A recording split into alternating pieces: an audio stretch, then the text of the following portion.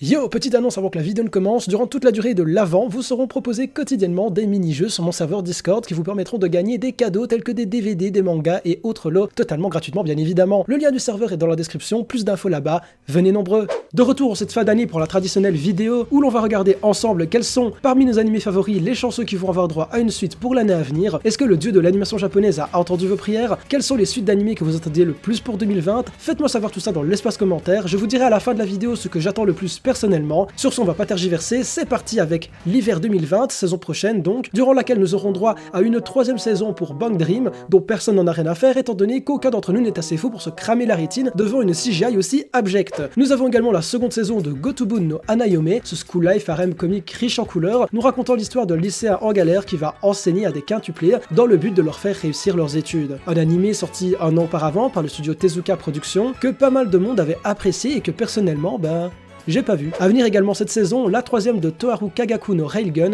spin-off de la célèbre licence Toharu Majutsu no Index qu'on ne présente plus, ainsi qu'une deuxième saison pour le crossover le plus ambitieux de tous les temps, et non je parle pas d'Avengers, mais bien de Isekai Quartet, animé dans lequel on suit les persos d'Overlord, Re:Zero, Yujo Senki, Konosuba, un animé axé sur le comique avec des personnages sous la forme de chibi, bref, un truc sans prise de tête, contrairement aux animés originaux dont ils sont issus, sauf bien évidemment celui-là, mais regardez Konosuba, genre vraiment, c'est ultra drôle. Je pense que l'anime que beaucoup attendent pour cette saison, c'est...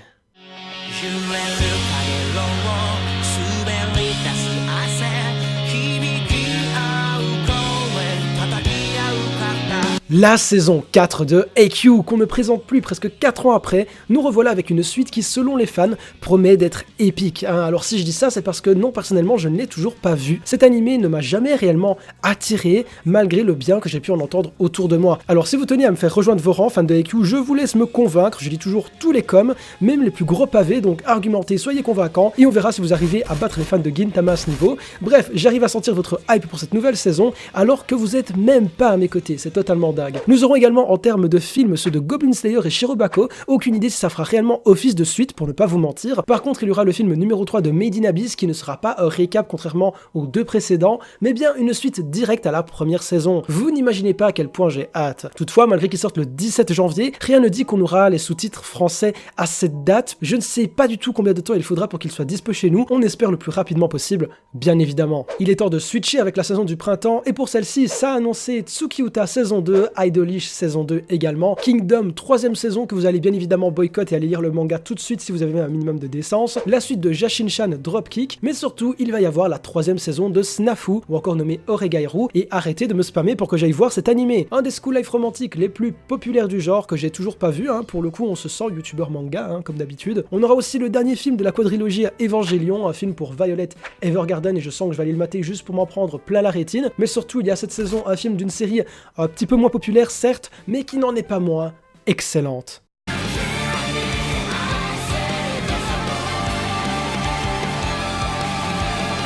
Et oui, Princess Principal, un animé original dans lequel on suit des espionnes dans un Londres du XXe siècle avec des décors juste absolument incroyables. Une réelle pépite sortie il y a 2 ans qui m'a beaucoup marqué, probablement un des trucs que j'attends le plus pour cette année de mon côté en termes de suite, même si ce que j'ai à vous proposer après n'est clairement pas en reste parce que nous n'avons pas de saison définie pour ce qui va suivre en 2020, mais je peux vous dire que ça sera une belle année. Vraiment, mes prières ont été entendues. Étant donné qu'on va avoir droit à une des meilleures comédies romantiques que j'ai pu voir, il s'agit bien évidemment de la suite de Kaguya-sama Love is War, une guerre psychologique entre deux étudiants de génie voulant forcer l'autre à déclarer sa flamme à l'autre, un enchaînement de gags absolument insane, une narration exceptionnelle et un casting de base juste totalement barge. Si vous vous baladez souvent sur Twitter, vous avez dû voir un tas de mèmes sur cet animé, il a réellement fait le buzz dans la communauté l'an passé, et cette suite adaptée en animé est une nouvelle qui rend clairement le smile.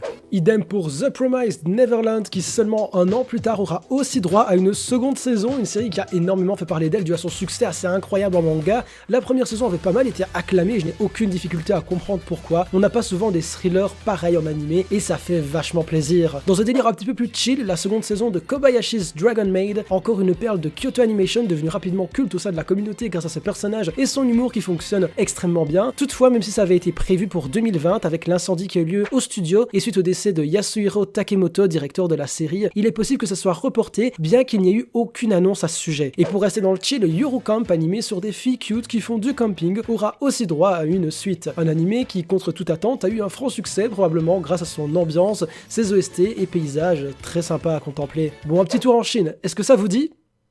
Moi non plus. Seconde saison annoncée pour Quanzi Gaosho, un animé chinois sur l'e-sport. Oui, l'e-sport, c'est ces gens qui jouent aux jeux vidéo et qui gagnent de l'argent en faisant ça, c'est assez incroyable. Un animé qui a fait pas mal parler de lui lors de sa première saison sortie en 2017. Cette seconde saison fera quant à elle office de suite directe au 3 EAV qui était sorti en 2018. La suite de Moi quand je me réincarne en slime a également été annoncée pour 2020, un des derniers isekai à gros succès dont le personnage principal se réincarne en slime, du coup oui c'est dans le titre, et qui se voit malgré son apparence assez ridicule être absolument overcheat. Tu sais, le genre d'animé qui était présenté dans les vidéos, des animés où le héros est transporté dans un autre monde et overpowered. Bref, t'as compris. Pour décaler du côté Netflix, la suite de Seven Seeds a été annoncée, alors perso je ne vous le conseille pas parce qu'on va pas se le cacher, c'est pas ouf, hein. En même temps, t'as le trio Survival Game, île plus ou moins déserte et insecte géant, la trinité du parfait animé de fils de pute, on va pas se le cacher. Et pour les vacances, retour des gros boobs à Estia, puisqu'en juillet arrivera la 3ème saison de Danmachi, ou Is It Wrong to Try to Pick Up Girls in a Dungeon? Yes, it is. Pour octobre 2020, grosse annonce, Shingeki no Kyojin saison finale, voilà, comme ça c'est dit, en espérant que la fin soit à la hauteur du monument qu'est Attack on Titans. J'ai rien d'autre à dire de plus que dire. Une deuxième saison, un an après la première pour la réadaptation de Fruit Basket, c'est un anime qui n'a littéralement rien à voir avec les fruits ou encore le basket, je dis ça au cas où. Et attention, aucune confirmation que ce sera pour 2020, mais une nouvelle saison pour ReZero a été annoncée, donc ça arrivera quand, impossible de le savoir à l'heure à laquelle j'écris cette vidéo, mais ça arrivera.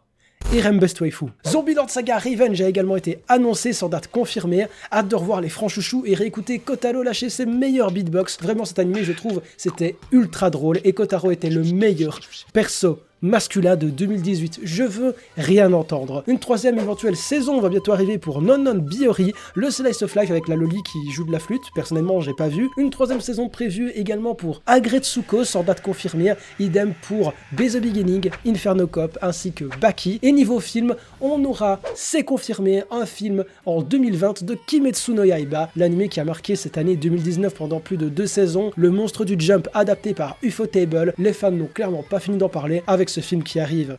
Bref, j'ai fait le tour des animés dont je voulais vous parler, il est possible que j'en ai oublié certains et que d'autres se rajoutent à la liste, bien évidemment, dans le futur. N'hésitez pas à me dire lesquels vous attendez le plus. Personnellement, ceux qui me hype le plus sont le film de Made in Abyss, ceux qui me connaissent savent à quel point je suis fan de cet animé. Princess Principal, bien évidemment, Zombieland Saga, The Promised Neverland, Kaguya-sama, Love is War, clairement une de mes romances favorites, tout animé confondu. Kobayashi, ma foi, si ça sort en temps voulu. Grosse pensée encore et toujours à Kyoto Animation. J'espère en tout cas que vous avez aimé cette vidéo. Si c'est le cas, vous savez ce que vous avez à faire. Et sur ce, moi, je vous souhaite une bonne journée, une bonne soirée.